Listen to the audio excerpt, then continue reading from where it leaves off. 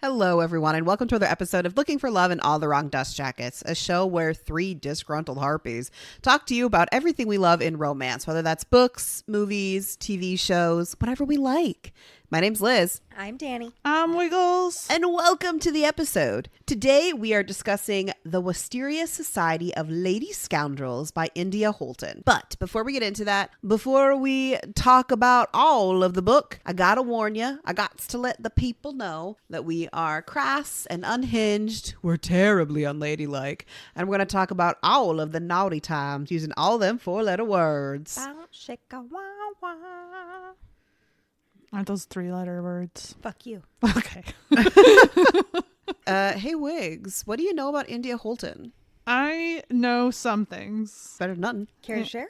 Fine. So, USA Today, indie and international best-selling author India Holton lives in New Zealand, where she grew up, running barefoot around islands, wandering forests, and messing about in boats. Her books are satirical romantic comedies featuring unconventional women and charming rogues.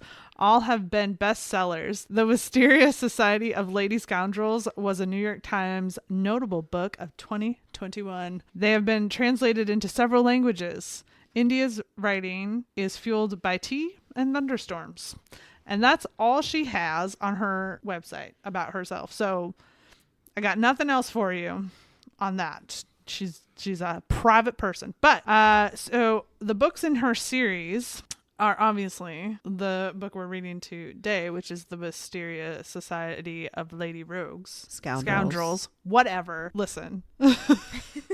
Then the sequel, The League of Gentlewomen Witches, and The Secret Service of Tea and Treason, and The Ornithologist's Field Guide to Love, and her upcoming book, The Geographer's Map to Romance, which is available on NetGalley to those who are interested in that kind of thing. And if you get it on NetGalley, you also get a special chapter from the series.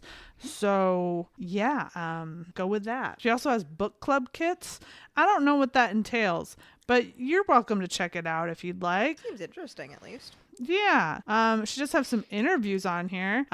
She was asked the question why romance needs its tropes and said this: often derided as cliches, tropes actually go much deeper than that. They reflect universal experiences and archetypes, which is why they speak to us so strongly. After all, who hasn't been snowed in with a handsome ranger with whom one has a fraught but sexually charged relationship? Me! I want one of those. Yeah. Ma'am? I mean, I guess I've been snowed in with my husband, and he is handsome, and we do have sexually charged, fraught things. Okay. So there's that. Well, so it could be somewhat universal.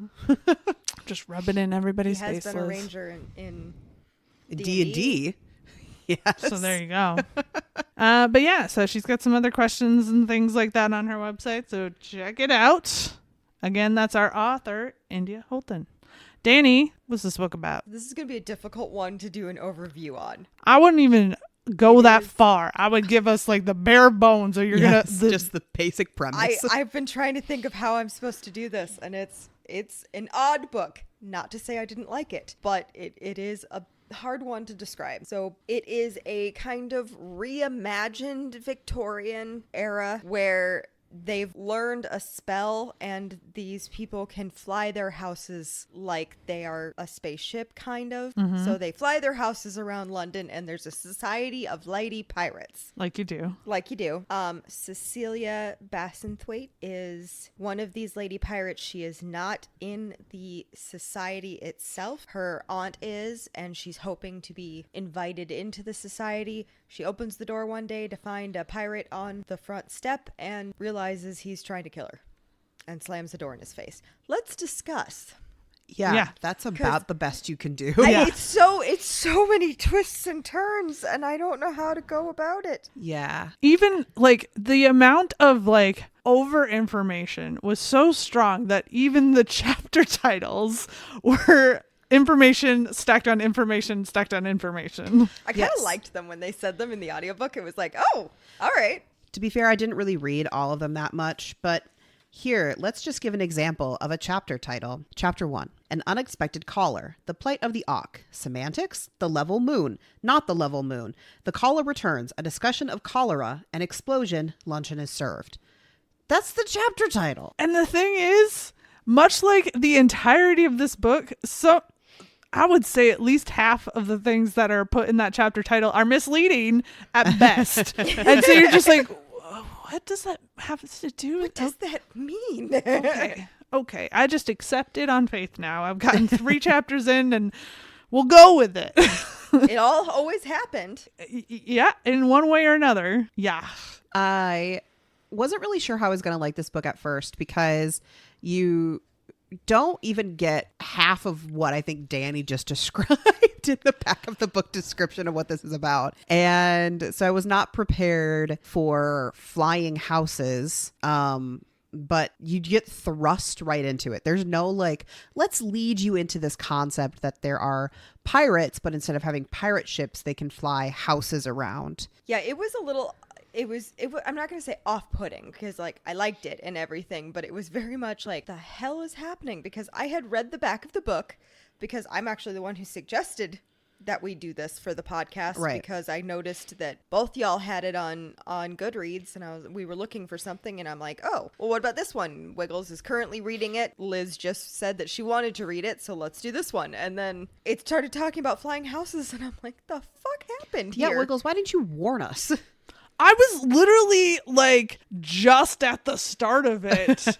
Like, so I think I had maybe listened for a few minutes and then I was like, well, I should probably say that I started it and then I'll get back to it. And then Danny was like, so this book? And I was like, I literally can't recommend or decry it. Like, I don't know anything.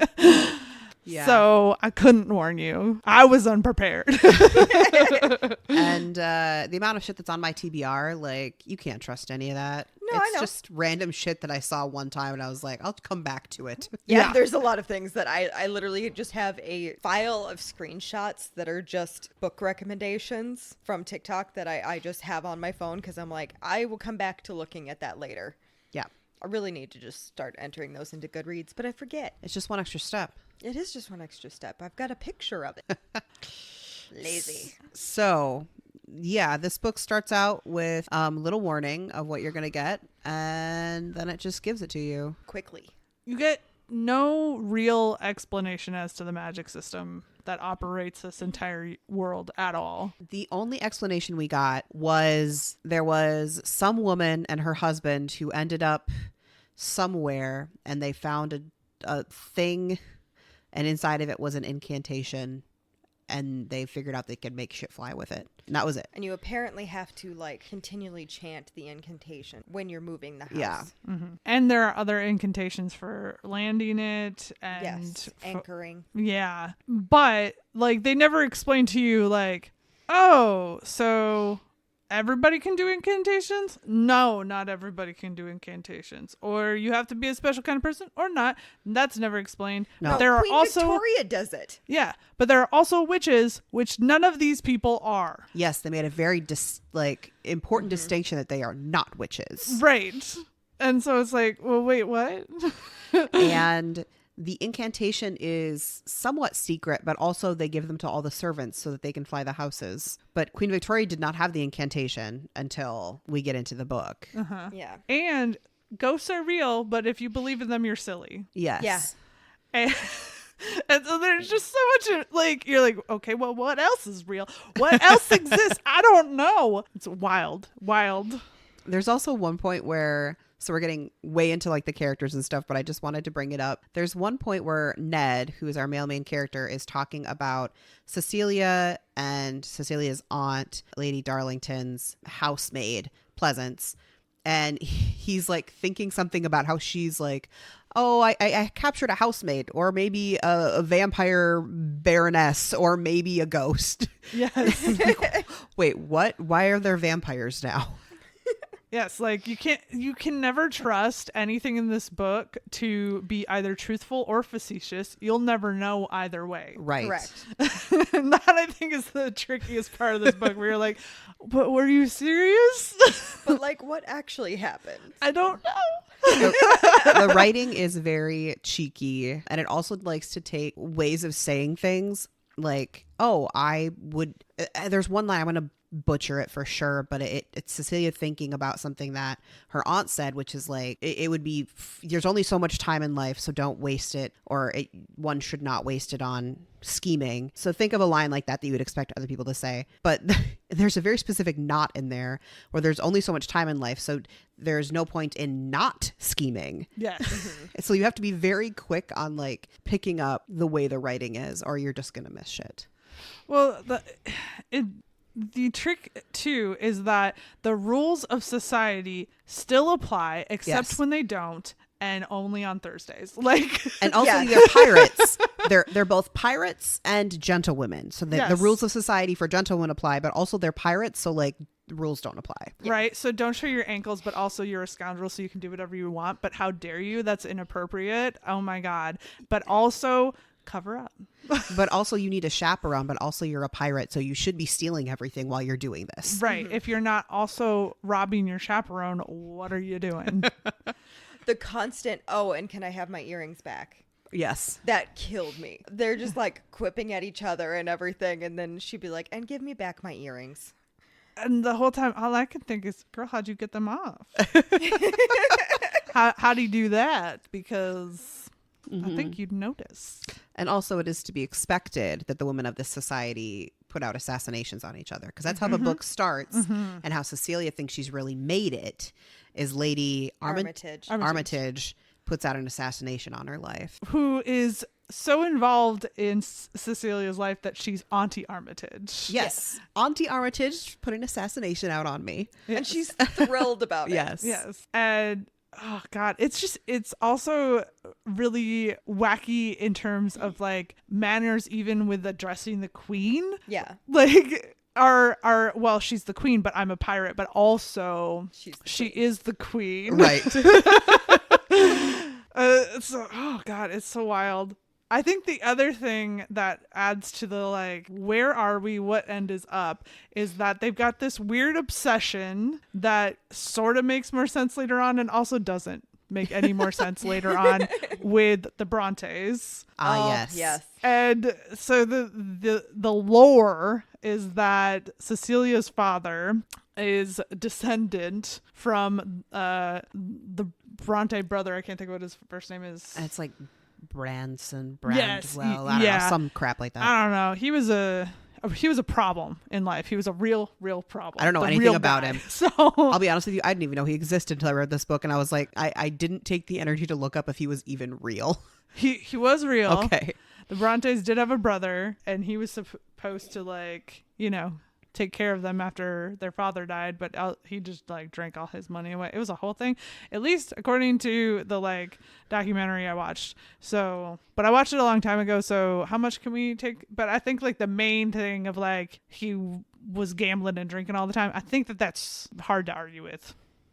Okay. But yeah, and so her dad hates his aunts, right? Who include Emily and Charlotte and the third one. Those are the only two I remembered, so.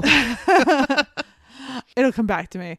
And so they're like constantly quoting correctly and intentionally misquoting, and you just have to like go with it. But they're also doing that with other like poets and Byron comes up a lot. Yes. Yeah. Yes. I don't know what Hiawatha is. Isn't It's that a poem. I know it's a poem, but I don't know who I don't remember who wrote it. wrote No, it. I don't remember off the top of my head. And so you don't know unless you're like are a Bronte fan and like you know them, or you like are a fan of whatever poet they're referring to, you have no idea if it's right until they react to it. Which honestly, as somebody who didn't know any of it, it doesn't take away from the book to not know that. It's not like, oh my gosh, you have to know these things to enjoy the book. You don't. I'm sure if you did, it would be like even more like Longfellow.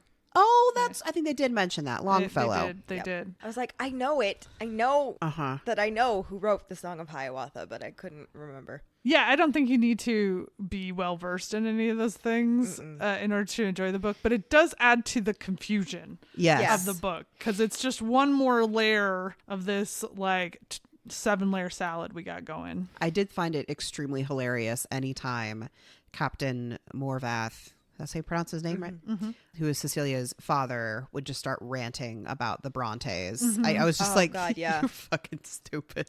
Not that not that ranting about the Brontes is stupid, but just like the way he did it. I was like, you are Also, the villain of this story. He is a poet, and apparently his poetry is so horrible. Yes. Nobody will publish him. Nobody will publish him. Ned, unfortunately, has had to listen to it to gain his trust. Uh-huh. I personally laughed out loud when it got to the point where they were like, the last time he tried to publish, they sent him a letter back saying that if you try to do this again, we will have you killed. I was like, God damn, that must be really bad. How could you be that bad? I was listening to this at work, and I laughed out loud at work when that came up. One of my coworkers was like, what are you listening to? Nothing. It's fine. Nothing. Just a wild wild ride. At least this book is something you could tell your coworkers you were listening It's to. true. It's true. It's not like 12 men or something. It was 10. Thank you. Isn't there also a 12? I'm sure. Not that I remember. Okay. There's a movie called 12 Angry Men. Well, yes, I do very know that. different- Very different vibes. Why not make it a baker's dozen, you know? I mean, if you've Just got get another 10 one in there. might as Yeah. well. Yeah. At some point, the numbers don't matter anymore. At It's some true. point, you don't even know if you exist or not, or if this is all just It was a wild day when I simulation. recognized that book. So we've talked a lot about like the vibes of this book, but we have given literally almost no context to it other than that. So which character do you want to start with, or which plot point do you want to start with? Might as well start with Cecilia, I would think. Yeah. yeah, Cecilia as our main character. walking contradiction. Yep. Just like prim and proper, but also chaos incarnate. Yes. Yes. Like, what are you doing? I love that there's this tiny little plot point throughout the entire book where she's just trying to go to the library, guys. Yeah. Yeah. She's like, God damn it. She's just Every time she tries, something happens. Yes. Arguably, that's the plot of the book. Is Cecilia would really like to go to the library. Like, when the entire society gets kidnapped, she literally was just going to a library to try to replace her copy of Wuthering Heights Yeah. because it got shot through. Sure did. Which the way she talks about it, she doesn't really like it. No. She just has to have a copy. I love that she's always got an emergency book. I feel that though. Yes. Before the Kindle, I was that girly. I would carry a book. Sometimes I do still carry a book. I often carried a book. Now my Kindle is usually with me. It's not today. Well, if I don't have my Kindle with me on my phone, which has the Kindle app, so it's like, Same. what is it even? What even is books? You know? Yeah. Well, and the other thing about her is she is really desperate to get approval because her mom died and she ran away when she died, and her dad is obviously shitty both in poetry and in life. Yeah. And Well, and her mom essentially ran away from their society to be with her father, and then she found out how horrible her father was, and she ran away with Cecilia. Well, and also the way that Cecilia talks about it is there's a possibility that Scylla, is that her mother? Yes. Was kidnapped by her father. Like there seems to be a lot of, she doesn't know if her mother ran away, if her father kidnapped her, if the truth is somewhere in between. Yeah. It seems to be, from like the other recollections, it's kind of somewhere in between Right. the situation, and then her father just got I think she kind of was content to be with him, but then he kind of just got more and more crazy. And Cecilia said that she almost wonders if Scylla was kind of a factor in that, because he wasn't a pirate until he met Scylla. Well, and he does. So the big thing with Morvath is his motivations are two things: one, wounded male ego, and two, fully believes the patriarchy should be tippy top, right? Yeah. And so I could see him choosing to specifically pick a woman who is a pirate and then essentially steal her life, you know? Well, because Scylla was essentially like a pirate princess. Like she was pirate royalty. Right. Yes. Right. But also, like, as much as this book is really just super fun, there is a really dark thread in this in Morvath and Scylla, because that happens all the time in real life, where people get married and then one partner, typically it is, I don't want to say typically male, but most of the stories I've heard are the male partner just starts to show their true colors, and they're not good, not nice. Well, and Cecilia's memories of him are almost, at least the ones we get to see, are almost exclusively fear. Yes. Yes. And then she's carrying around all this guilt about not being with her mother when she died, right? But so she's got this like knee-jerk need to people please. And I think genuinely her gut instinct is to be nice, but in order to please her aunt, she needs to be a scoundrel, and she needs to steal, and she needs to be a pirate, right?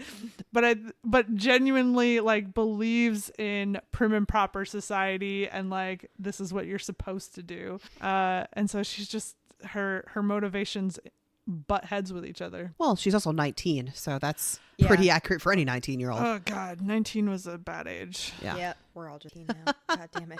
Hello, darkness, my old friend.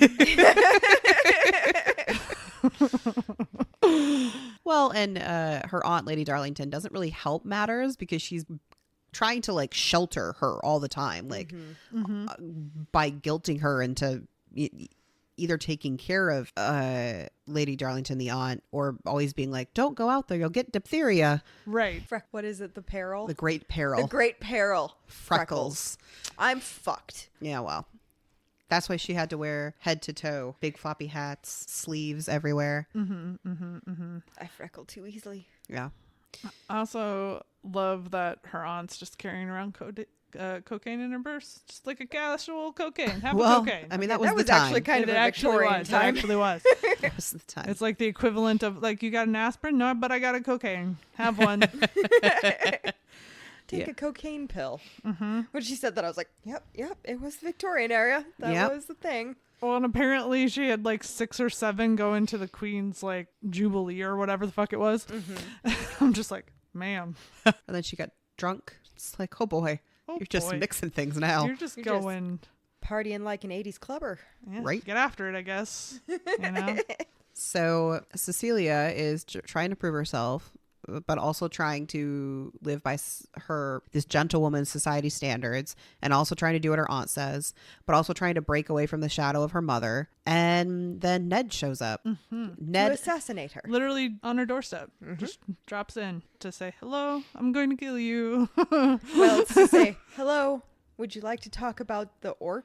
The Auk. The great Auk. The great Auk. Which is just a big bird. It's just big bird. That is already extinct Yes. at this point. And she points it out immediately. She's like, well, that's interesting, but it's extinct. Goodbye. And she shuts the door and then goes, and her aunt's like, who is that? And she's like, some guy. There's a pirate on our doorstep. And then he throws a grenade in the window. So, Like you do. like you do. You know, just casual, get to know you stuff. Ned Lightbourne, Captain Lightbourne, aka Ned Smith, aka Teddy Lux, aka Edward De Luca. Yeah. Am I missing You any? got some good ones in there. Yeah, you did well. I don't remember what he was at the end, but he had another AKA in there. Oh, he also had like a a Portuguese name because he was like a major or something. And I think at the end he was like a German teacher. yeah, I don't Can't remember what that one was. And I love how even at the end you're still like, I'm not 100% sure Ned is his real name. Well, it's the name he tells her to go by. So, I mean, it's his chosen name. I bet his real name is Francis. And he's just too embarrassed. That's why he's like, I'm just Ned. What's your last name? Just Ned? I didn't think so. But he's charming. He's a charming son of a bitch. He is. And also just like immediately enamored with Cecilia. Immediately like, what that thing do? But you're a lady. But also what that thing do. And also, we're scoundrels. So really, what are the rules? Because there are no rules, but there are so many rules. But we're supposed to break the rules because we're scoundrels. Right. And also, what are you reading? That's what I liked most. He's always like commenting on her books and wanting to know and everything. He does the ultimate romantic move at the end. He steals her a library. He got that bitch a library. He did get the bitch a library. Yeah. And I was like, excuse me? But not stole only a library? Great success. That apparently that was converted from a house, so it had also like the kitchen and everything. So it's a library house. He's like, there are 20,000 volumes in here, and she's like, I just came. That's She's crazy. like, take me, I'm yours. Oh my god. Oh no. To be fair, like, okay, slightly adjacent Yeah. side quest. I'm gonna take us on. I don't understand why everyone in that like pre-television wasn't well read. Like, what were you even doing? What did you have time to? What could you have done? Oh, you can ride on a horse. Fine, you can only do that so many hours of the day. So then, what are you gonna do? Fucking cross stitch all day? You can't just cross stitch all day. Your fingers hurt. Your fingies hurt. So you like. Why aren't you reading books? Why aren't you reading books? I mean, I agree with you. Obviously, not servants. They had other shit to do. Yeah, they got latrines to clean. Yes. On the side note of cross stitch, I was editing and I was cross stitching at the same time because, of course, I have to do more than one thing at the same time. I broke a needle and not in the way that you think I would.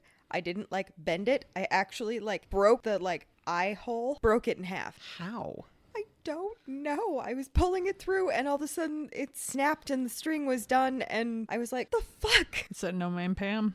It said, no, you may not cross stitch this coaster. So lock it up. I was done for the day. But I agree with you on that fact. Like, if I was a higher society person back in the day, I would be reading constantly because, like, what else is there to do? Right? Like, they always get after Lizzie in Pride and Prejudice. They're like, why are you reading all the time? And she's like, if I was her, I'd be like, why are you not? What do you even have to do? Like, play a fucking piano. Bore me. I was going to say it's either like I can obviously reading or playing music. Those are the two things that you're allowed to do. That I can like get behind. Some people get away with painting and I'm like, okay, that can take a while. Mm-hmm. Yeah, that can fill some time, I guess. Anyway. I would constantly be Penelope in the window of Featherington House reading a book. Yes. Right. Like they always act like the weird girl, fucking Belle with her nose stuck in a book. Like, what's that about? And it's like, what are you doing today? Because it looks boring. So yes, he introduces himself by throwing a grenade in the window and they are smitten.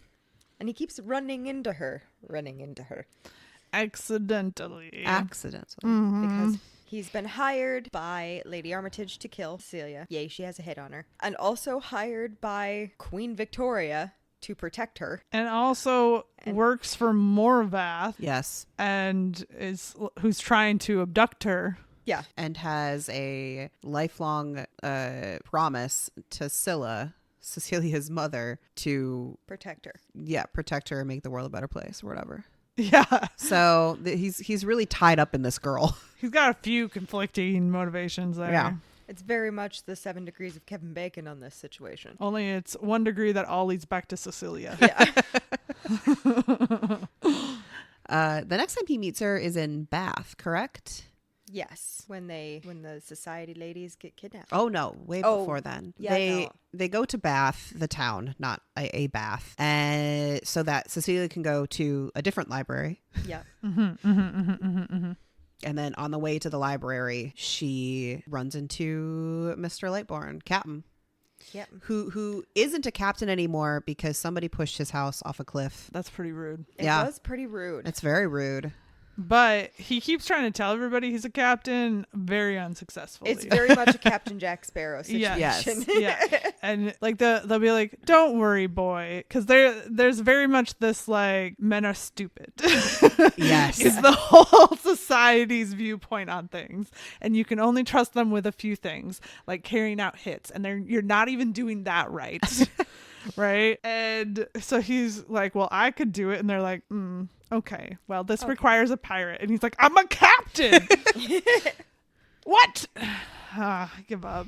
Yeah, the whole vibe is sure men can be captains, but like they're not as good as us. They're just not captain material. Right? It's like I appreciated it. Yeah, I did really like that like, I mean, it just reminded me of that line from Mary Poppins where she's like, though we enjoy men individually, as a whole we must agree they're rather stupid. I was like, yeah. It's my favorite line in that entire musical, Right. especially because it's sung so sweetly. And they're all the ladies are like, yeah. and that's I think where Ned reveals to Cecilia that even though he was hired to kill her, he doesn't intend to. Yeah. Well, I don't think he officially says he's not going to. He says he's not going to today. Right. Yes. There's a lot of like, well, we wouldn't do it out in the fields. Like that's inappropriate for a lady to be just murdered out in a field. Right. It's later on in the book, but I love the part where Lady Armitage, who has hired him to kill her, Yes. and doesn't seem at all perturbed that he hasn't really carried it out, other than it's like, I mean, come on, I've been looking forward to like being able to gloat, but whatever. Right. And he's like, well, why don't I just kill her now? And she's like, in the woods? This is a lady. You can't just kill her in the woods. And he's like, yeah, you're right. My bad. Well, and the whole reason that Lady Armitage wants Cecilia dead is because that Lady Darlington, Cecilia's aunt, is her like greatest rival and nemesis. And so she wants to be able to kill Lady Darlington, but first needs to kill Cecilia so that it like puts Lady Darlington in a bad mood or a mindset so she can be killed. It's all very convoluted. Yeah. It's a lot of this old bitch who's my best friend. Yes. That's very the vibes I got. They're like besties, but at the same time they're like, what an old bitch. I will say I don't understand, and a lot of this book I didn't understand things, and so I was just waiting for the book to tell me, but it never answered the question of, so eventually Cecilia and Ned go to Lady Armington to say, listen, we're done with this assassination bullshit. All of the society ladies just got kidnapped by Captain Morvath. You got to help us. And Armitage is like, you know what? You're right. That's a bigger problem. Yep. And so they go fly to where he is and are trying to sneak up on his mansion thing in the middle of the night. And then Lady Armington just flies away. Why does she just fly away? I don't know for sure. Okay. I think she is kind of not in the best position in that situation because it is known that she was the one who hired the hit. So if you've got Jemima Darlington coming after you and like she's got the full support of the society, you know. Especially since Cecilia just saved the entire society, they're probably going to be... No, but not then. So like the society was still being held kidnapped, and this Jacobson guy, who's another character that comes up a lot, who worked for Morvath, and Ned and Cecilia kidnapped him with Lady Armitage, and he went out to the field with them because he escaped, and then they thwarted him again and knocked him out unconscious, and then Lady Armitage just was like, peace bitches, and left Ned and Cecilia to break into whatever the Captain Morvath's place was. They never really explain it as to why Lady Armitage pieced out. Okay. Possibly in another book you'll find out. Maybe she's just a flighty bitch. That does seem to fit the vibe. Yeah. And if anybody listening to that was super confused by my explanation, welcome to this book. Yeah. Yeah. That's what we were talking about at the beginning, where it's like, did I miss it? No? Well, maybe there might be some clue in the context of this that I'm missing. And then you get farther along in your book and you're like, I don't think I did. There was multiple times. So again, I always have to do 2 things at once, and I had been listening to it at work, and then I had been listening to it while I was at home playing Stardew Valley, and I literally just had to pause Stardew and be like, here's the thing, Stardew is not a labor intensive game, and I still had to set it aside for a second and be like, what the fuck is this talking about? Well, Yeah. and the chapters don't, like, the gaps don't make sense from chapter to chapter. So sometimes you'll get done with one chapter and you think, okay, so it's going to pick up a few hours later, maybe a day later. And you're like, get into the next chapter and you're like, I don't even know where we are. I don't know who is the center of this story. Suddenly there's this new bitch and she's got a feller. What's going on over there? How is this relevant to the rest of the story? I don't know. But I guess I got to pay attention to this because it's going to matter later on. Does it matter later on? A little, I guess. But not really. Well, she brings Queen Victoria into it. Kinda. She has a chat with Queen Victoria, and Queen Victoria's like, I'm bored. Why not? I'm tired of talking to my husband's picture. Let me fly Windsor Castle over here. Yeah. Right. Which I have to say, why... There are dungeons and everything. You can't just pick it up. Apparently you can with the spell. I like to imagine that it's like the people think that it's an earthquake and then it's like pulling the basement up out. Like there's like dirt and shit, cloths like hitting people in the fucking face. And the queen's just like flipping people off. As Buckingham Palace is Which is raised. hilarious because the image of Queen Victoria doing that, she was a very proper lady. Yes. She was also a bitch. Yeah. She was like one you don't cross. No, you... Well, at one point, Queen Victoria says, I could have been a pirate, but I'm queen. Yeah. So that's the vibe. But here I am, so...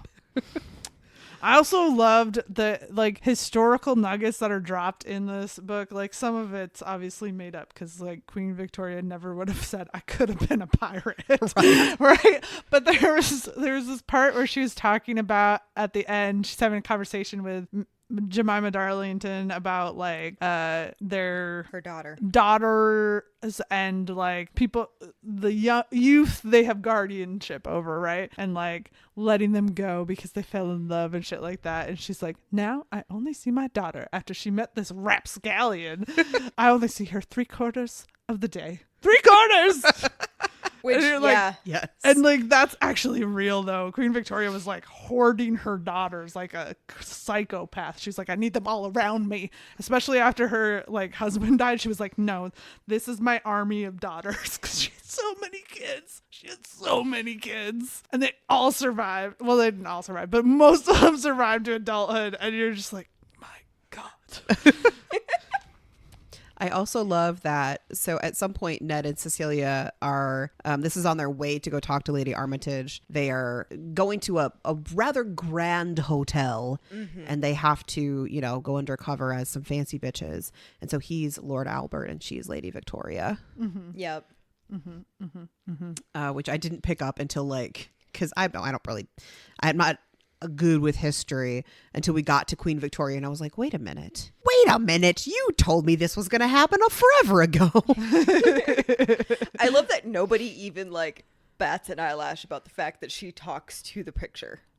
What are you gonna say to her? It's true. I wouldn't say shit either. I'd be like, yep, that's King Albert. You can't fucking go to Queen Victoria and say, hey, why are you talking to your dead husband's picture as if he's alive? And then at the end, she's talking to his bust. Yes. Yeah. At a party in front of everybody. And everyone's just like, yeah, that's so crazy. Yep, this is how it is. It's fine. I'm just going to avert my eyes.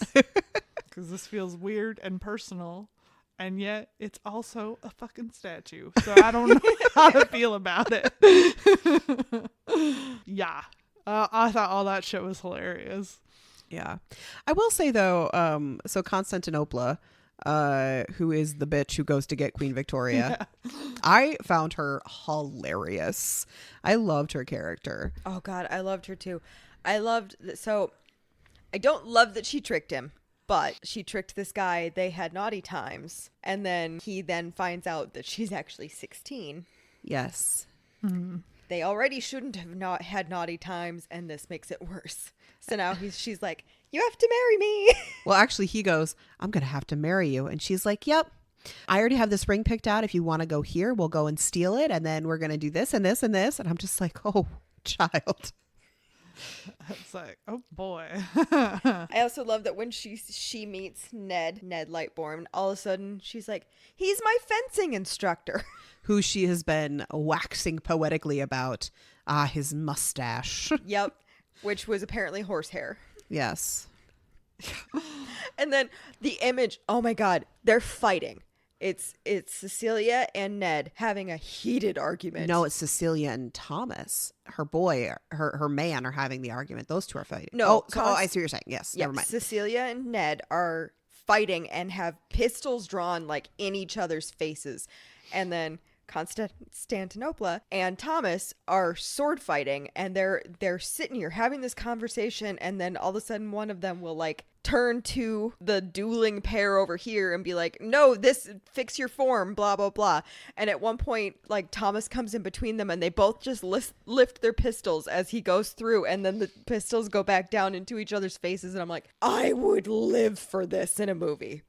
I do think this would make an amazing television series. I agree. Because I think the plot is too convoluted for how simple it is, because Cecilia just wants to go to the library.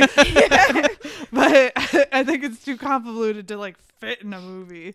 But it would be a really entertaining world. Like, I could see that dueling scene. Yes. And was just like, I love that they're just like, fix your form. You do this. The best part was at the end when Cecilia and Ned agree to steal a carriage and go do what they're going to do to save the ladies who just got kidnapped. Ned just goes and grabs Constantinople's sword and is like, no, like this. It would make a really fantastic television show. I think you need all of the plot points though. Like, Yeah. even if some of them are ridiculous and over the top, that's the vibe of the show. And if you start cutting plot points out, you're not going to get this like crazy maniacal thing. Also, I think it would have to be a TV show, right? Yeah. Like, Yeah. There's just so much. And like, you get like these little vignettes that you're like, does that matter? And then you think, oh no, I guess it was just cute or whatever. And then later on, you're like, that mattered. That mattered. Like in the beginning, it's like, it's one of the, I think it's in the first chapter or it's the beginning of the second chapter where we get Lady Armitage's perspective, because we get almost everybody's perspective at some point. And she's talking to, at that point, Signor Edward de Luca.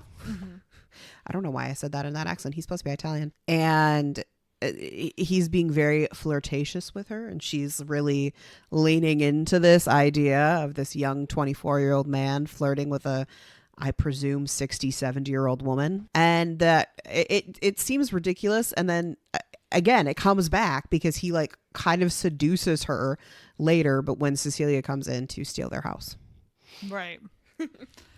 But only kind of. Yeah. And it was the weirdest way. So like he's like, so we're going to steal your house. Yes. And she's like, no, you're not, because no one can find the key. So suck on that. And he's like, is it in a place, ma'am? And then just like gets down in them panties. No, he gets down in her bra and pulls it out, and she goes, that's the key to the key. Ah, yes. Because she has a chastity belt. it's in That's the what it was. I chastity got belt. those confused. But yeah. I He's just didn't like, need the detail that the key was damp when she pulled it out. I love that he just like looks in horror at Cecilia, and she's like, chastity belt. I thought it was hilarious. I loved it. I was just like, oh God.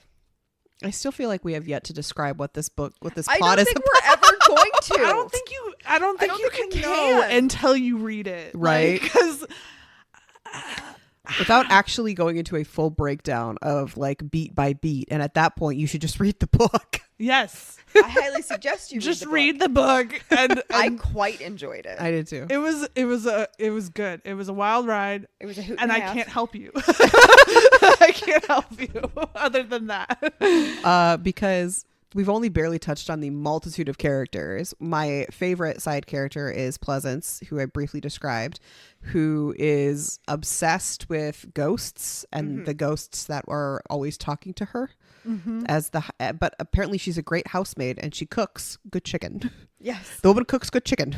One of my favorite plot points is when they're on Morvath's ship house and Ned is like going through some of these secret path tunnel ways that they've got going on and like gets to Pleasance and is like, you need to tell Lady Darlington that this is happening. And she's like, why should I listen to you, ghost? And he's like, I'm not a ghost. I'm a real person. She's like, that's what a ghost would say. And he's like, fine, I'm a ghost. And she's like, oh, who are you the ghost of? And he's like, Emily Bronte. Why not? And she's like, your voice is very low. The best part about that is they have this exchange where Ned is playing Emily Bronte's ghost and Pleasance is like, okay. And he's telling her what to tell to Lady Darlington. And then he scurries away. And as soon as Pleasance turns to Lady Darlington, she's like, so that was the pirate guy. Yeah. She was literally just fucking with him. Yes. And that was the best like turnaround. I was like, yes, awesome. Yes. Like, I just wanted to make your day harder. While we're sitting in a dungeon. Kidnapped by this evil maniac pirate man. Right. I also love that. So she is, Lady Darlington's servant, housemaid, whatever. But at the end, she went and stole the library. She's actually the one who did it and brought it back to them so that he could give Cecilia the library.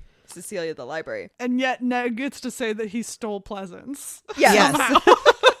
And then Pleasance goes with them. Yeah, she's just like, well, I've been stolen, so what am I going to do? I'm like, this is a woman who is just like, I am the master of my own destiny. Well, that is the whole thing. She's like, Ned is trying to be like, oh, this is a test to see if you're a true heroine. And at the end, Pleasance is like, I'm not the heroine. That's Cecilia. You're like, what? I don't know. There's a part of me that sort of thought Pleasance was maybe like an author insert. Oh, sure. And the author, this was the author just fucking with her own characters. I'm not fully convinced that Pleasance isn't a vampire. I'll be honest with you. Or some sort of like crazy white or like, I don't even fucking know. Yeah, I don't know. She's something. There's something else going on there. And I hope like if I continue reading these that we're going to find out, because I'm like, what is your deal, man? I love her. I don't know. It was one of my favorite times in the book when she just fucked with him for no fucking reason at a super stressful moment. Yes, like this is not the time to fuck around. And she's like, yes, it is. Yes, it is. Who In are fact- you the ghost of? Emily Bronte. Oh, your voice is quite low. Right. I also love at one point when Cecilia is kind of having her extended existential crisis, which happens for a while in this book towards the end. She asks Pleasance what she would want to do if she could do anything in the world. And Pleasance is like, oh, I'd serve your mother, your aunt or whatever. And then Cecilia is like, no, for real. And Pleasance's answer is, I'd like to tour abandoned castles, kidnap a few authors, attend a lecture series by a mad scientist, get myself an education. I'm like, this fucking character is amazing. Just girl stuff. Yeah. Just girl stuff. Normal girl stuff. Yeah. Another one of my favorite characters was Freddie, Oh, I God, love Freddie. him so much. which is Cecilia's cousin, who she really never met. But her father has decided once he kidnaps her, Yes. she's going to marry him. So that he can get the Bassingthwaite, did I say that right? Yes. Family home. Yes. Well, and so leading up to this moment, Ned and Cecilia have been abandoned by Lady Armitage. Yes. Yep. And so, like Morvath's guys are coming. And so in order to cover things up, Ned's like, oh yeah, I've got this, what's it called? Chloroform. I've got this chloroform in my pocket. Just grab it and go ahead and knock her out so that she'll shut the fuck up, because also he's right. Cecilia would have spoiled blown everything. it. So Yes. Yes. To like cover up that he's not actually trying to like hurt her, but he has to look like he's trying to hurt her because he's 500 different people, right? And so she wakes up after being chloroformed to this man at the foot of her bed, just being like, "Angel, I love you, I adore you." And she's like, "What is this?" What the fuck is that? I think my favorite part about it was like he's talking to her about how great they'll be together in their marriage and all this, and she's just ignoring him, going from place to place trying to like get her bearings, and then is like, "So I'm gonna need you to stay here. Yeah. Okay, I'm gonna need you to just stay there." And he's like, "I'll defend you to the ends of the earth." And she's like, "That's nice, stay there." That whole sequence made me laugh. And she's in her childhood bedroom searching for a dagger that she hid When back she was when like she was 10. a kid, when she Yeah. was like 10. Because that's the other thing is Cecilia, like all of them, and as they are pirates, is well versed in combat skills. Yes. She always she's always armed, and that Yeah. was the one moment where she wasn't, and it's because she had gotten conked out and they took all her weapons, but they put her in her childhood bedroom and she's like, "Oh look, this doll, I'm going to pull the knife out of it." Right. And then she goes in the secret passage and Freddy follows her. And our boy Ned's just there already, waiting. I love that he's like, "So, why don't you just hand over that knife?" And she's like, "What knife?" And he's like, "The one that I know you found somewhere. I've been around you enough, you chaotic woman." My favorite is still her parasol knife. I was like, "Oh, I want a Yes. parasol sword." Yes. We need to bring back parasols in general, I think. Yeah. I agree with that because even if you don't have a sword hidden in one, they are still a weapon. You can conk somebody with those. I You could conk put someone like with a it. little spear on the top. Oh yeah. Ow. For stabbing. Yeah. Also, sometimes the direct sunlight makes you hot. It does. It really does. I'm a very fair-skinned person. And the great peril. The great peril! Only mine's the burns. I don't really freckle that much, but I do turn into a tomato. Yes. I freckle and I burns real bad. The But heaven forbid if we ever actually tanned. Oh, yeah, no, that doesn't happen. No. I turn a lobster. I peel and then I'm back to the pasty white. It's not even fair. Fate did not have me in mind for that lifestyle. My favorite is when I'll be like out in the sun for a day and like I wore sunscreen and everything, but somebody will look at me and all of a sudden go, "Oh my God, you have so many more freckles than you did earlier today." I'm like, "I'm aware." I thought Leave you were me going to alone say, about the "Oh great my peril." God, you're so burnt." Because that's what I get. I've been out in the sun all day, but I wore sunscreen. And they're like, "Oh God, you took your sunglasses off." And they're like, "There is a distinct line there." Yep. No, the worst is because I fail to do this all the time is when I put my sunscreen on, everything's going great. I forget that, let's say you're wearing a tank top, you got to get underneath because that's going to Yeah. move. And before you Yep. know it, you got like a really weird line where your tank top did moved and that was not protected from the sunscreen. But I think we should talk about Ned and Cecilia together because Right. day one, they're like, the sexual tension is tensioning. And Ned is like all about it. He's like, I know I shouldn't, but I'm going to get up in that. And Cecilia's like, "You need to be a gentleman. How dare you? But also let's steal some shit." Their constant banter made me so happy. And they were constantly jacking shit from each other. Just, "Can I have my watch back? Yeah, can you give me my earrings back?" I loved that. Their tension was funny. It was. I will say, I thought initially this was going to be a no spice book or very, very minimal, if anything. And then at one point they're fighting and Ned's got her trapped on the ground. And Cecilia's like, "Oh, your knife hilt is digging into my hip." I know. I was like, "Woo!" Yeah, we definitely get the like extreme innocence from young ladies back then because she is like, she's never kissed before. She's never done nothing. And Ned's like, "I can solve this problem for you." I was a little nervous because there's a point at the beginning where every character when you get their POV, seems to mention Cecilia's mother, in some way.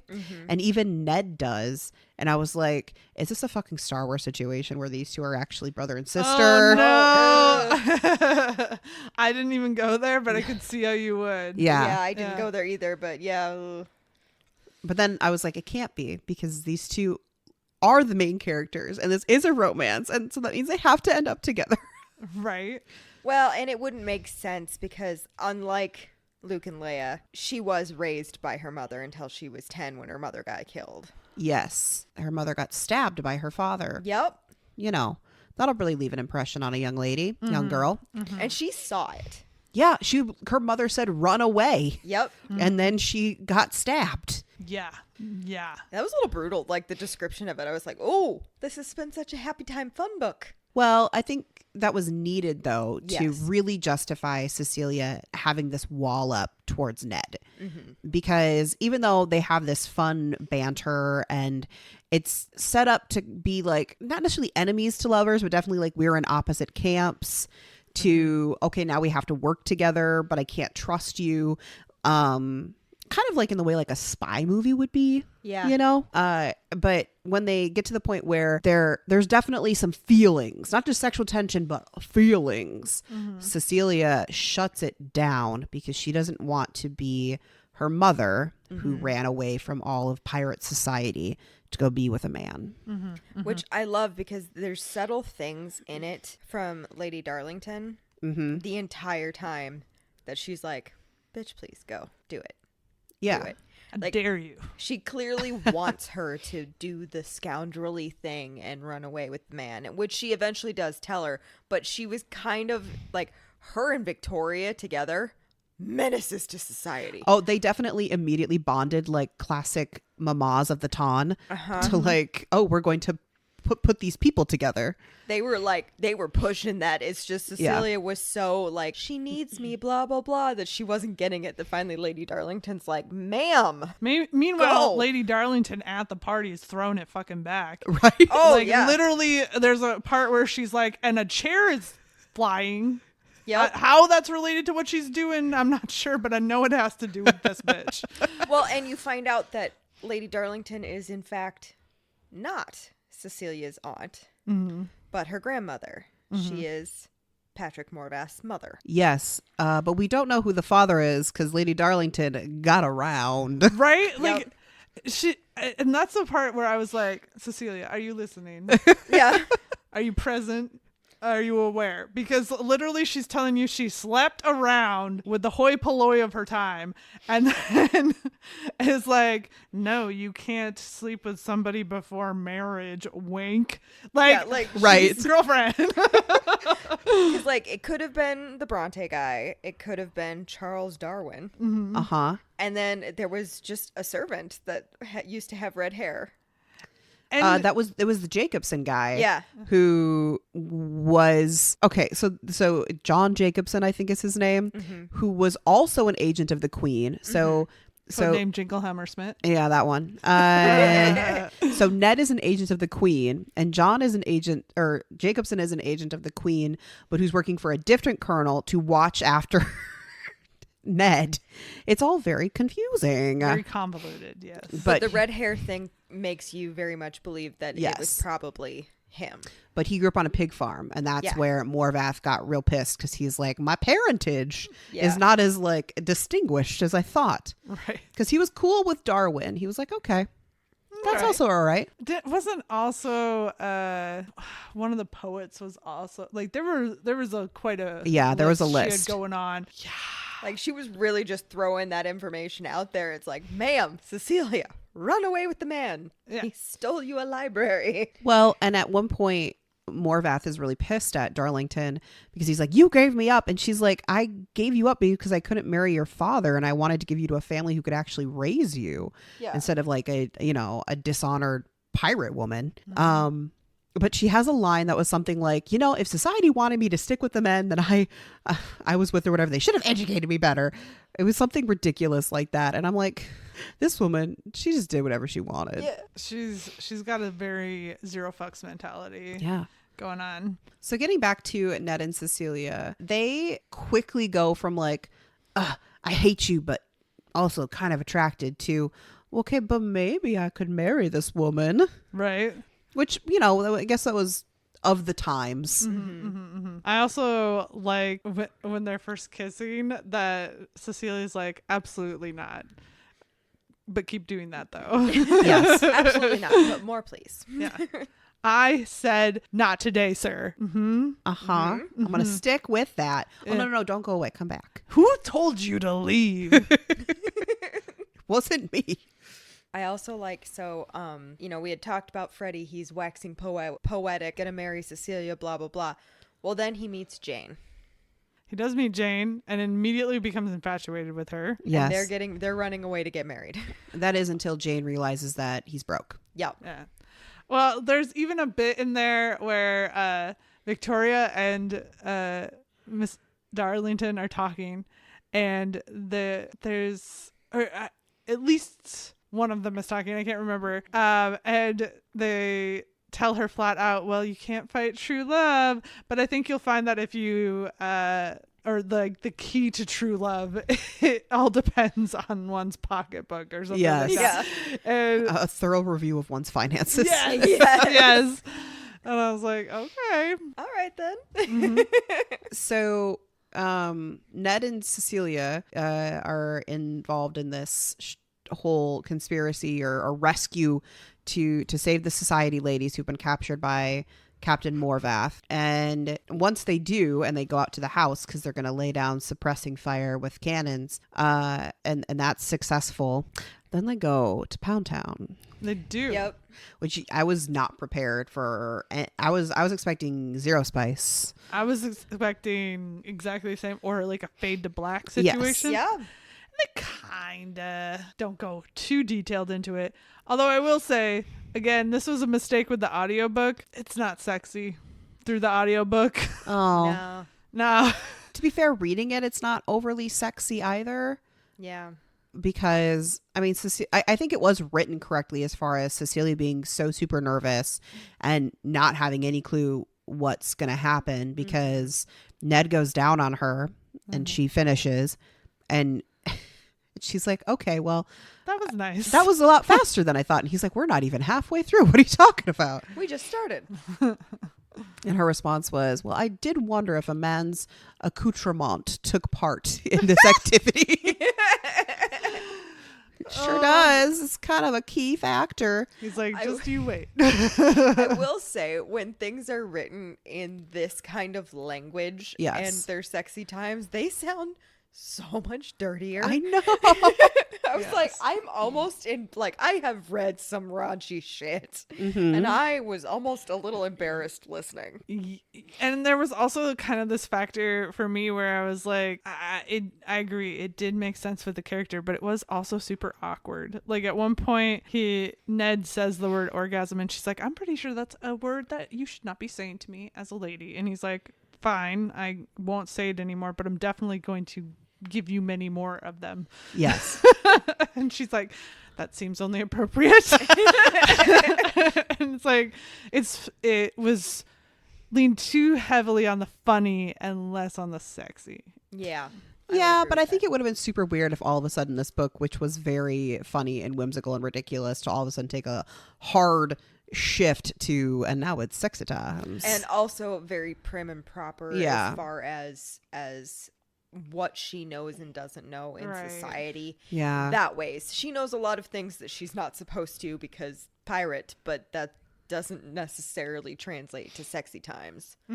I love how she's prim and proper and knows nothing and has not kissed a boy ever. And then there's Constantinople, who is 3 years younger than her at 16 and is like, I got this boy wrapped around my finger. We doing whatever I say. She manipulates the shit out of him and he kind of is just like, yep. At one point, Constantinople and Tom, Ned tells them, go wait while we go save the society ladies. And Constantinople is like, yes, of course. And then just continues to trick Thomas into going all the way to Windsor Castle to talk to the Queen. Yeah. Like, Well, while we're already here, so we need to, at one point, Thomas is like, we have to take a carriage back into this other town. And she's like, yes, of course. Oh my gosh, my purse, that man. Oh, he's going on the train. We must go on the train too. Mm-hmm. So I don't know if there's a difference between, like, I imagine in my brain it comes down to their grandmothers. Guardian. Yeah. Because Constantinople is Anne Brown, who is like kind of known as a battle axe of a woman. Yeah. Mm-hmm. Yeah, I think that Cecilia is the exception, not the rule. Yes. In that society. Well, and because I think Lady Darlington, yes, you know, is constantly on edge and guarding her in many ways, but the society ladies do too. Yeah, because they're all afraid that the Morvath side of her is going to come out and, I don't know, be Morvathy. Well, they're, to an extent, even though they like take hits out on each other and things like that, there is sort of an unspoken expectation that you don't just like kill people. Right. Yeah. That's in poor taste. That would be inappropriate. Like at one point, Cecilia is like fighting someone off and she shoots him in the leg and then proceeds to go get the butcher to try and get him to like help this man out and get the bullet out. And he's like, I'm a butcher. I don't know how to do any of that shit. The idea that you are the same as a surgeon is a myth. Yes. It's a myth. He's like, let me get this straight. You want me to try to help the guy that you just shot? She's like, of Yes, course. Why else would I be talking to you, sir? Really, the moral of this story is that bitch just wants to go to a library. And she got it. She got her did. happy ending. In the best way. I wish somebody would steal a library from me. Same. Then I'd kick him out the door and take my life. You know, I would just take a house. Right. I don't need to be that picky. The bar is quite low. Yeah. Yeah. I can make it a library myself. Yeah. It only takes 1,000 books. I can do that in a day. In a day? I could find 1,000 books to put in a house in a day. Could you afford 1,000 books to put in a house in a day? Well, I certainly can't afford the house. So what do you think? Well, this is why we need to become pirates. We'll just steal things. I'm not good at stealing things. I'm can't not say good that at I've doing really things ever I'm not tried. supposed to do if it affects other people. Well, that's why you steal from companies and not individuals. Yeah. You Robin Hood it. You steal from the rich and give to the poor, and we are the poor. You're so right for that. Honestly, what if I just need somebody else to do the Robin Hood for me? Like I'll be like cheering you on. I'll be like, yeah, steal that shit. You just want to be the poor that gets handed things. Thank you. Yes. Okay, you can drive the getaway car when I go steal stuff for us. Okay, I can live with that. Just got to keep it running. I'll just sit there and listen to my audiobook. I'll be like, la, la, la, la, la. I'll listen to murder podcasts. La la la. Anyway, back to our pirate book. The other thing that happens at the end is you think that Morvath is dead because Cecilia says to Ned, like, you can kill him if you want to, but I'm not going to make you a killer. And they go, boom. And you're like, okay, Morvath's gone. And then he shows up at the party. Yeah, because they watch him fly away in his garden shed, and he runs it into a mountain or like a cliffside. But he had that damn parachute. Sneaky. Son of a bitch. His whole like thing as in regards to Cecilia always cracks me up just a little bit because he is batshit bananas enough to think that she's just gonna do whatever he says because she's his daughter. Yeah, So, pretty like, much. He's just like, you're gonna marry him, and he's all excited about it, like she's supposed to be happy about this. Morvath continuously underestimates all of the women. He hates women. That's Yes. very Yep. clear. And that translates to him thinking very little of them. And when he kidnaps the society ladies, all of these amazing pirate women, he throws them in the dungeon and is like, you behave or else we'll hurt the children. And they're like, okay, sure, cool. Well, we know all of the ways to get out of this dungeon. We're just like biding our time. Yeah. And so, yeah, he comes at the end. And in the middle of this grand jubilee that the queen is throwing that has like all sorts of other royalty, just grabs Cecilia with a knife to her throat and says, "Come with me." That plan totally made sense and was going to work. Yeah, totally. He's batshit bananas. Right. I do love, though, that amongst all of the pirate women who are at this Jubilee, because the queen and the pirates are now maybe on good terms for like a minute, the one person who actually conks him out is the queen with her tiara. She's like, bitch. And then her only response was, "I told you it was heavy." Yes. But Morvath gets to pull all of this off because one of the society women, Lady Fairweather, betrayed them all because he gave her many monies and many jewels. And it was like a specific amount of money. Yes. And then it was one very nice diamond. Yes. And all this time you're thinking it's her granddaughter, Jane. Because she's a little bit of a bitchy. Yeah. Specifically to Cecilia, which is really just kind of like a mean girls situation to each other. Yeah, classic teenage girls. Yeah, they're going back and forth. But and picking on each other's insecurities, which most girls can do very easily and is super mean. But then no, it's her grandmother. Well, I love at one point Jane says, or Cecilia gets after Jane about not having robbed a bank yet. And she's like, maybe I would have if I had a more, I'm trying to think of what the word she used was, but essentially like criminal is the implication. If I had a more criminal presence in my life. But not all of us get to be the granddaughter of Jemima Darlington. Right. And also the society ladies, when they eventually get Lady Fairweather and they're trying to figure out what to do with her, and they ask her, well, why did you do this? She's like, he gave me this much money and this really cool diamond. And they're all like, well, I would have done it too then. That tracks. So yeah. I guess you have to pay 10% to the kitty. So all is good now. Everything is. It all kind of reminded me of the Pirates round table that they have in Pirates of the Caribbean. Where they're all like, we can never choose a captain because we all just vote for ourselves. It definitely had that vibe to it. So that's pretty much the end of the book. It is. The one character we didn't really talk about, and I enjoyed him thoroughly, was Alex O'Reilly, who is the Irish pirate captain who's best friends with Ned, and he just shows up randomly just to be like, don't you hurt my friend Ned, or I'm gonna be pissed. But he's also like, but also I really like you, Cecilia. You give off good vibes. My favorite moment was when they Cecilia and Ned run into him at Captain Morvath's when they're trying to save the society women, and they're like, how did you get here? And he's like, well, I just landed my house in the nearest town and asked the locals. The locals? Why didn't we think of that?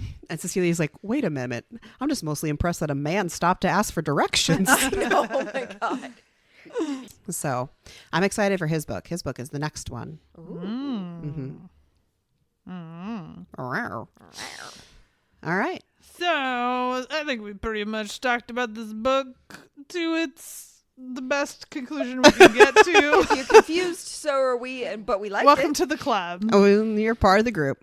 So I think it's ratings time. What is your spice rating? Like a 1? I was gonna say, yeah, 1. I have to give it a 1 because there was scenes, yes, but they were not overly detailed or anything, and I honestly wouldn't have wanted that in this particular book. No, I think what we got was almost even a little too much for the book. Yeah. I think Weirdly what enough. I wanted was a little more angst and a little less detail of what his fingers were doing. Which is rare. I know. What about your romance rating? Wait, did we all do a 1? Yeah. Do you know what that means? Gavel, gavel! So for romance, Yeah. I actually really like their. I know. I mean, ultimately, he stole her a library. Man wins points for that. A man I don't know wins what's more points. romantic than that. I honestly think I give it like a 3.5 for romance. I liked their like back and forth bantering. They got to know each other, even though we still don't actually know what his name is. he tells Cecilia to call him Ned. Well, and Ned is usually part of the name, so I think that is his actual first name. Edward or Nedward. Well, in Game of Thrones they call Ned, and his name is Nedard. Mm-hmm. His name is Nedard? Nedard Stark. I mean, Nedard I read the Stark. book, but I don't remember that. I blanked it out entirely. It could also be like a Ted. I was situation. gonna say it could be like a Tedward. Theodore or something. Yeah, Mm-hmm. Yeah, Tedward. Yeah. we'll go. We with that were one. going for the same thing. Okay. So yeah, I go 3.5 on the romance. I liked their getting to know each other, bantering back and forth. I give it a 3 because even though I really enjoyed the romance, the best part of the book was just everything, all the chaotic pirate shit that was happening. Yeah. So I'm gonna go with a 3. I think I'm going to echo that, mostly because I think I needed more moments of Ned and Cecilia being romantic, like Yeah. truly romantic towards Yeah. each other, in order for me to go higher than that. Yeah, that brings us to overall. Give this book a 4. I also was giving it a 4. I'm waffling between 4 and 4.5. Mm-hmm.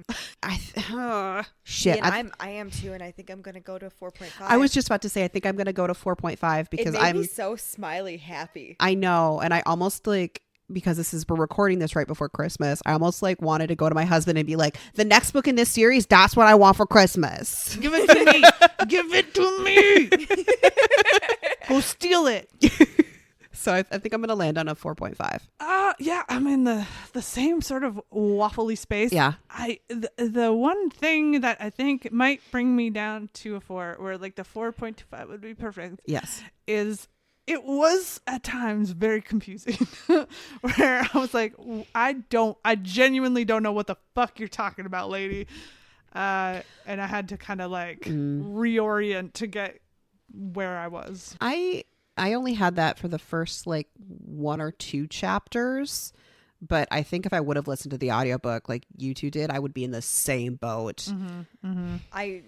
I didn't get lost, but there was definitely times, because I frequently am doing other things while listening Yeah. to audiobooks, because that's what you do. But there was a couple of times where I had to stop what I was doing and go, wait, what? Yeah. So where are you finally landing on, Wiggs? You know what? I'm going to go to the 4.5. You know Just why? because you want to gavel? Gavel, gavel! Fucking weirdos. Anyway. The thing that makes me love the gavel gavel I know, so much this is why you. I do it. Because I know that that's what makes you happy, so I do it for you. Thank you for being my antagonist. I know. I appreciate it. I love your face. Thank you for being antagonistic. Oh gosh. Well, Yes, indeed. What are you guys wanting to recommend? I mean, I do have things. My brain just stopped. So I am going to recommend Howl's Moving Castle. Oh, that makes sense. The book. The movie is beautiful, but the book has very similar vibes. The relationship between Sophie and Howl is hilarious because they're like, Howl's the whole time can tell that Sophie is not actually an old lady and is like trying to break the curse and is like, why won't you let me break your curse? And she's like, I'm stubborn, bitch. So I think that you'll have a good time with that. And so that's why I recommend Howl's Moving Castle by Diana Wynne Jones.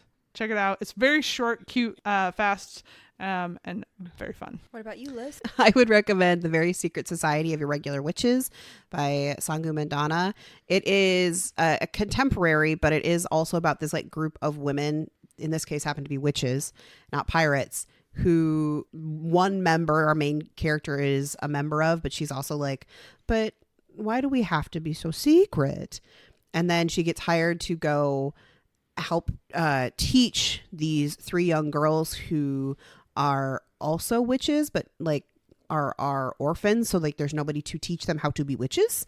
And so she has a lot of interactions with The James, I think his name is James, the man who's living there, he's not, I don't really know what his purpose is because I haven't read the book in a while, but they're a little antagonistic, a little like disagree, a little agree, a little cute. It's a very fun time. And then if you like this book in the adventure sense and really want to dig into something also that has a lot of crazy, wacky adventures, I would recommend Trust of the Emerald Sea by Brandon Sanderson, because the storytelling is ridiculous and she's just out there being a pirate on the ocean of spores, because it's not water, it's spores. Yeah.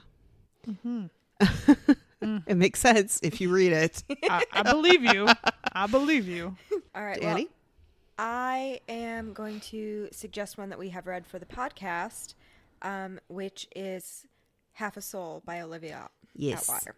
Yes. That was our very first, all three of us, 5-star book. It is not quite the chaos incarnate that this book is, but the relationship between the two people is similar in that they're constantly, like, not bickering, but bickering at each other. Yeah. And it's a little bit enemies to lovers, because she just kind of is, well, not enemies to lovers, but she's kind of against him, even though her cousin kind of hires him to try to fix her, essentially. There's also the kind of undercurrent and oddness that is something that does take place in the, like, Victorian time. And there's magic involved. And magic that's not overly explained either. Not one bit, not an 80-bit. It's the Fae. Well, it's the Fae, yes, but he also has magic that has nothing to do with the Fae. He's weird. Yes. Explanation granted. But yes, so check out our episode on that one and absolutely do read that book, because we adored it. Good times. I have listened to it a couple of times since. Oh, then. have you? Well, there you go. An extra plug for the audiobook. It's a comfort book. Yeah.